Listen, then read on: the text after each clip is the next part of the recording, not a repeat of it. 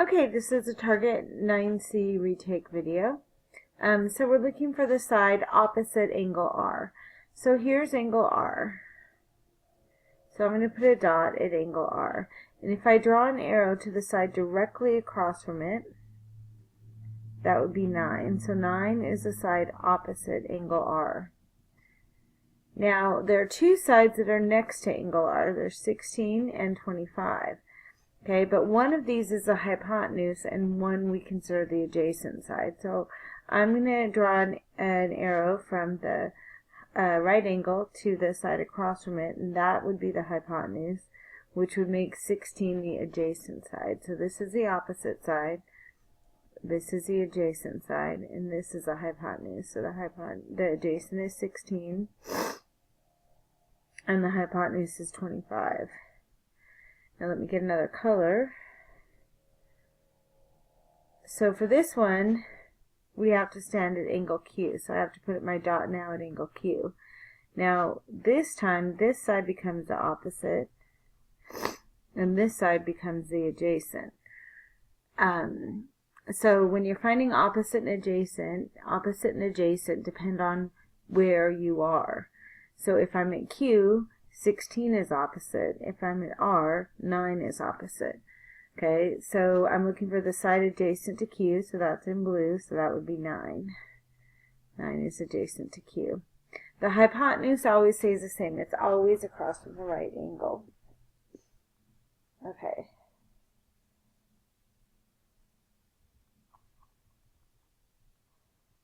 Alright, so we're going to use a figure below to write the value of the sine of P, the cosine of P, and the tangent of P. So because all of these say P, I'm going to put a dot at P. And again, if I draw an arrow to the side across from it, that's the opposite side, so 18 is opposite. If I draw an arrow from the right angle to the side across from that, that makes 30 the hypotenuse. And then this would be the adjacent.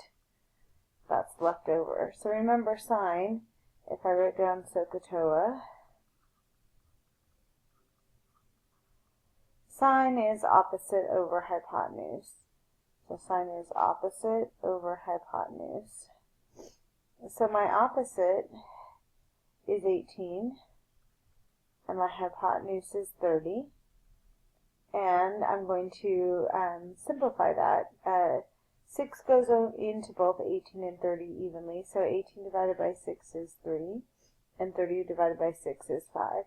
So the sine of P is 3 over 5, or 3/5.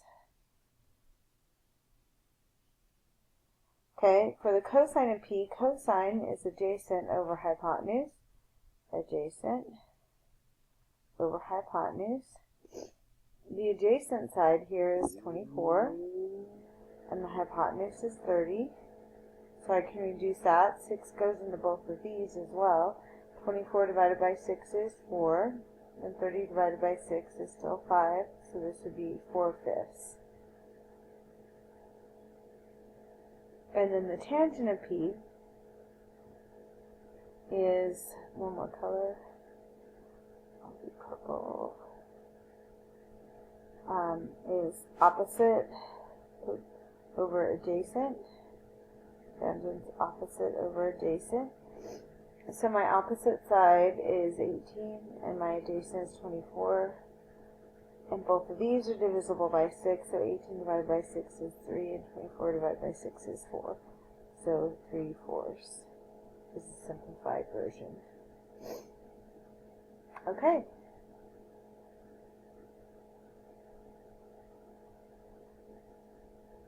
Okay, in number 3, we're given that the sine x is 8 over 17.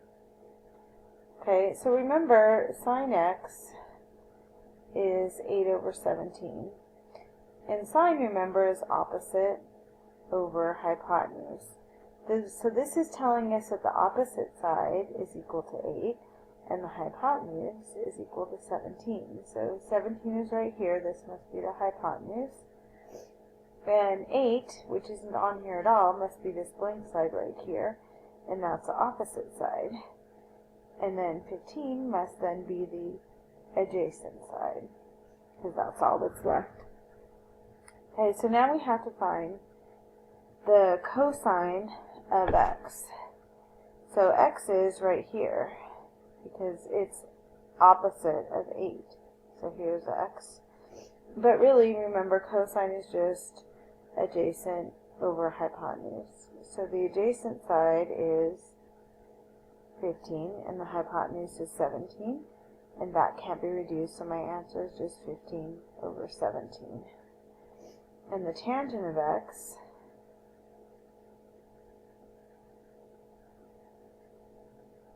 is opposite over adjacent. The opposite side is 8. The adjacent is 15. That can't be reduced, so the tangent is just 8 over 15. Okay? Number 4, we have to define and correct the error in finding the cosine of x. Well, here's x. If I draw an arrow across, here's my dot. If I draw an arrow across from that, this is the opposite. This is the adjacent. And this is the hypotenuse, because it's across from the 90. So what is the problem? Well, cosine is opposite. No, it's not. Cosine. Let's write that down again. SOHCAHTOA.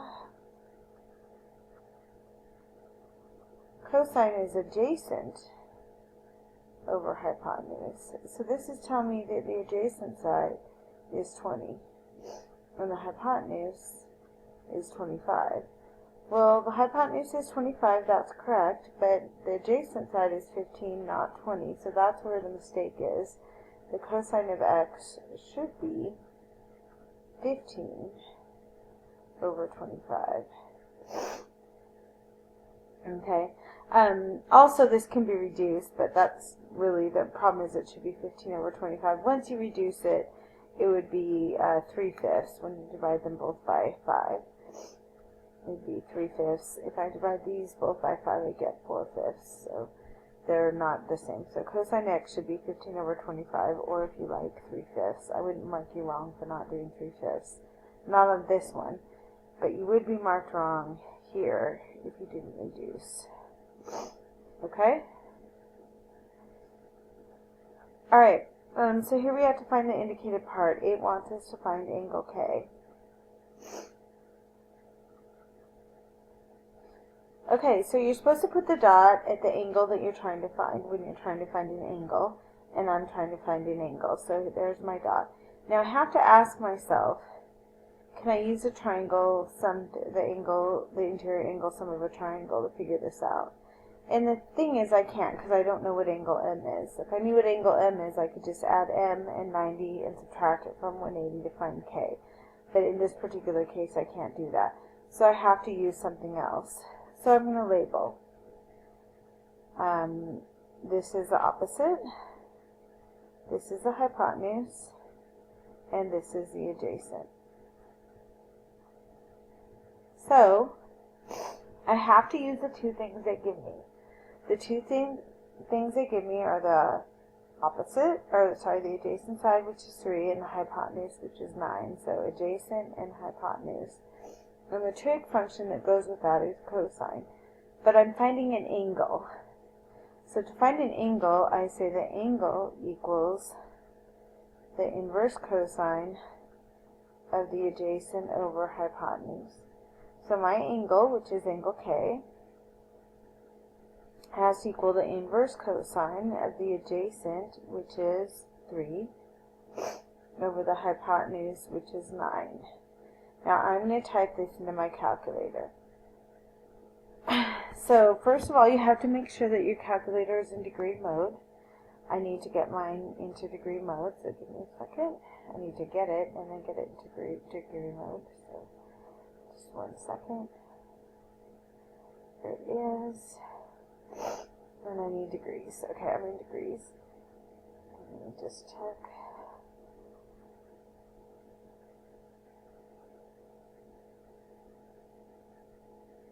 Okay, so I'm in degree mode. So I need to find the inverse cosine of 3/9. So I'm going to hit second and then inverse cosine, so that's cosine to the -1, and then I'm going to say 3 divided by 9. And the angle that I get is 70.5. And I'm going to round that to the nearest whole number. So I get angle K is 70.5. But I'm going to round that to nearest integer, so that would be 71 degrees.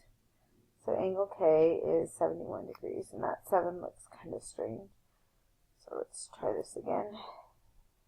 It's 71 degrees. So right here, K is 71 degrees. Okay. Now number 6. We have to find the indicated part. The indicated part is NO. I'm going to call that X. And that is a side. So to find a side, first I'm going to see if I can do the Pythagorean theorem. Can I use the Pythagorean theorem to find the side? And the answer is no, I can't, because I don't have 2 sides. I need 2 sides to do the Pythagorean theorem. I only have the 1, 7. So I have to use trig. So again, you put a dot at the angle that you're given, so the angle that they gave me is angle P. So I'm going to put a dot there, and I'm going to draw an arrow to the side across from it, and that's the opposite side. And that happens to be the side I'm trying to find. And then they also, this is the hypotenuse, and this is the adjacent. So I have to use the side that they give me. The side they give me is 7, so that's adjacent. And I also need to use the side that I'm trying to find, which is X, which is the opposite. So which of these has opposite and adjacent? And that would be tangent. So for this one, I'm finding a side, not an angle, so I'm not going to use the inverse tangent. I'm just going to use tangent. So the tangent of the angle is equal to the opposite over the hypotenuse. So the tangent of the angle, well, the angle is 32, and that equals the opposite, which is X, over the adjacent, which is 7. And I see I made a mistake here. Tangent is opposite over adjacent, not opposite over hypotenuse. Sorry about that. It is tangent. All right. So now, I put this over 1, and I cross multiply. So 1 times X is just X, and then I get 7 times the tangent of 32. Now, it's really important that you write the 7 in front, otherwise you might get the wrong answer. So make sure that your calculator's in degree mode again. And we're going to say 7 times the tangent of 32. So 7 times the tangent of 32. And I'm going to make sure I'm still in degree, and I am. So I get 4.37, which is going to be 4.4.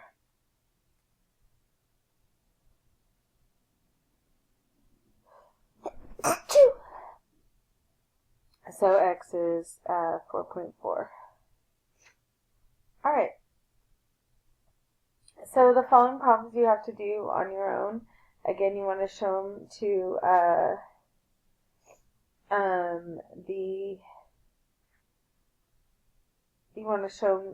the answers to these to either your geometry teacher, your geometry support teacher, or your math lab teacher.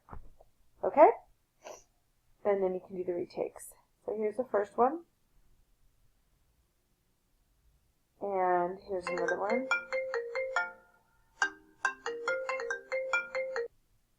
Okay. Sorry about that. Alright, so number 2. Here's number 2. Here's number 3. Here's number 4. And number 5.